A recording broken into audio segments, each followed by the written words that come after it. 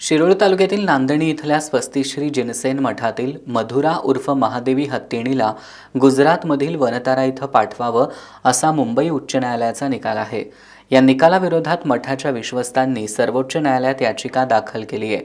महादेवी हत्तीणीला मठातच राहू द्या अशी मागणी करत आज नांदणीत मूकमोर्चा काढण्यात आला। नांदणीतील चौकातून या मूकमोर्चाला प्रारंभ झाला।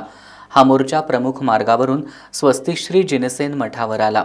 यावेळी माजी खासदार राजू शेट्टी, आमदार राजेंद्र पाटील यड्रावकर, सावकार मादनाईक, पृथ्वीराज यादव, सागर शंभू शेटे यांच्यासह जैन समाजबांधव मोठ्या संख्येनं या मूकमोर्चात सहभागी झाले होते। यावेळी बोलताना माजी खासदार राजू शेट्टी यांनी हे प्रकरण न्यायप्रविष्ट असलं तरी धार्मिक भावना लक्षात घेऊन राज्याच्या मुख्यमंत्र्यांनी या प्रकरणी लक्ष घालावं असं म्हटलंय। आयुष्य हा प्रमाण धर्म मानून त्या पद्धतीनं वाटचाल करणारा हा जैन धर्म आहे।